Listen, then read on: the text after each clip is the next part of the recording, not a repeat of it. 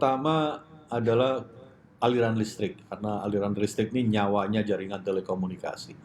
Di tempat-tempat di mana kita tahu bahwa aliran listrik masih quote unquote gitu ya, belum terlalu stabil, maka disitulah kita selalu menyiapkan standby genset yang siap untuk menggantikan aliran listrik utama.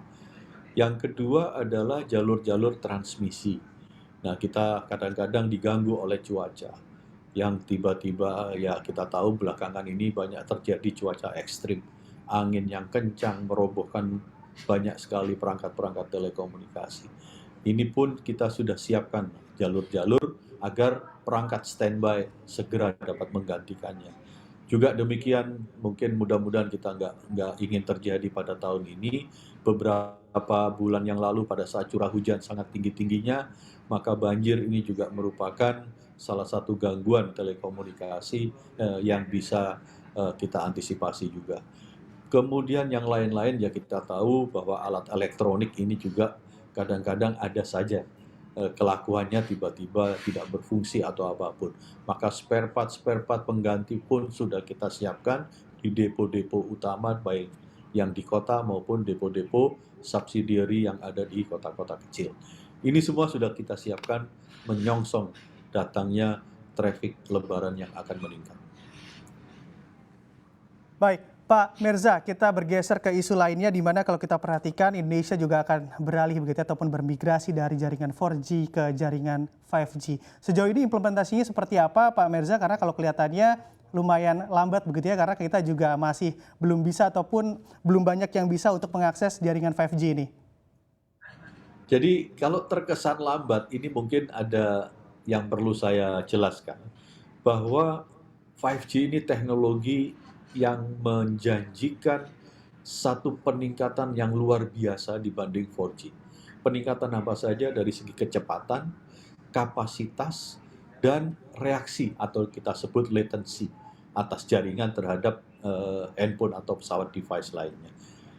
Jadi 5G kalaupun digelar itu tidak sekedar menggantikan 4G. Tapi 5G akan memberikan kemampuan yang dahsyat.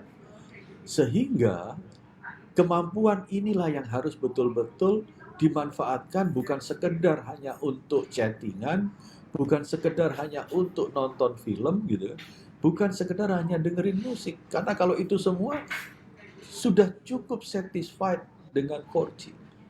Jadi 5G ini memang digelar hari ini di spot-spot di mana memang adanya aplikasi yang sudah butuh kemampuan 5G. Makanya kalau dilihat misalkan di 5G ini sekarang baru fokus di tempat-tempat yang ramai. Misalkan sebut saja mall, shopping mall, tempat konferensi atau pameran exhibition. Buat apa 5G di sana? Kita harapkan aplikasi-aplikasi virtual shopping, virtual tourism. Jadi di 5 destinasi wisata ini juga akan digelar 5G semua. Virtual segala macam hal yang menyebabkan orang itu membutuhkan satu, atau bukan membutuhkan, menyebabkan orang bisa melakukan sesuatu secara remote tanpa ada beda. Seolah-olah benar-benar ada di depan mata. Inilah butuh kecepatan tinggi, kapasitas tinggi, dan latency yang rendah. Disitulah kita mulai 5G. Tidak untuk kita gebiar di semua kota. Oleh sebab itu, masyarakat melihat kok tidak ada 5G di kota. Memang belum. Mungkin nanti contoh yang butuh 5G adalah mobil tanpa pengemudi, mobil tanpa driver. Ini pasti butuh 5G.